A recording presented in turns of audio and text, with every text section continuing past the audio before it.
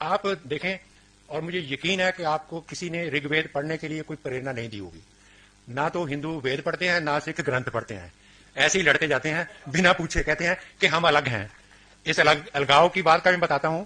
जब सर ने मुझे वहां मेरी ड्यूटी लगाई ना कि मैं माइनॉरिटी कम्युनिटी हूं, लेकिन मैंने साथ में कहा मैं खुद नहीं कहता कि मैं माइनॉरिटी हूं, मैं तो मेजोरिटी कम्युनिटी में हूं, क्योंकि मैं हरिद्वार जाके अपने पुरुषों की पूरी पत्थरी देख आया हूं। मैंने, ये बड़ी इंटरेस्टिंग बात है। वो ऐसे हुआ कि कनाडा से मेरे एक दोस्त आए, वो कहने लगे कि डॉक्टर साहब मेरे पिताजी ने, वो सिख थे वो कहते हैं मेरे पिताजी ने कहा, मुझे स्पेशली कहा कि मेरी मौत के बाद हरिद्वार में मेरे अस्थियों को प्रवाह करके आना। कहते मैं कहा मुझे ये पता चला है कि मेरे पुरखों की वहां एक लिस्ट है, मैं भी चलता हूं। तो हम चले गए।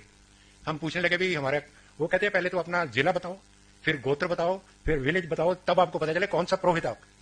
एक पुरोहित हमारा मिल गया, उन्होंने वो हमारा रिकॉर्ड निकाल लिया। तो उन्होंने मुझे अपनी बही में मेरे ग्रैंडफादर के सिग्नेचर दिखाए।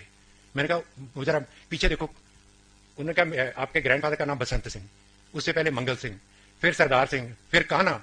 मैंने कहा ये कान्हा कान सिंह भी हो सकता। फिर कहते खुशीराम धीमान। कहते आप तो धीमान ब्राह्मण हो और आपका गोत्र भरद्वाज है। साहब में जो ISI के बाहर बैठे ना NRI, वो हिंदू सिख में फर्क डालते हैं।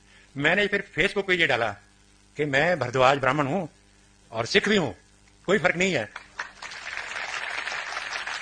इसीलिए मैं ये समझता हूं इस धरती पे जो भी हम सारे हैं, हम सारा का वही एक ही है स्रोत। मुझे तारिक फतेह की बड़ी इंटरेस्टिंग बात लगती है। एक बार भोपाल में यहाँ लोक मंथन हुआ था। तारिक फतेह वो कहते हैं कि मैं तो हिंदू मुसलमान हूं। मैंने उनको कहा तारिक जी आज से मैं भी यही कहूंगा, मैं तो हिंदू सिख हूं। कपूर साहब कह रहे आपको कहने की जरूरत नहीं, आपसे बड़ा मैं सिख हूं।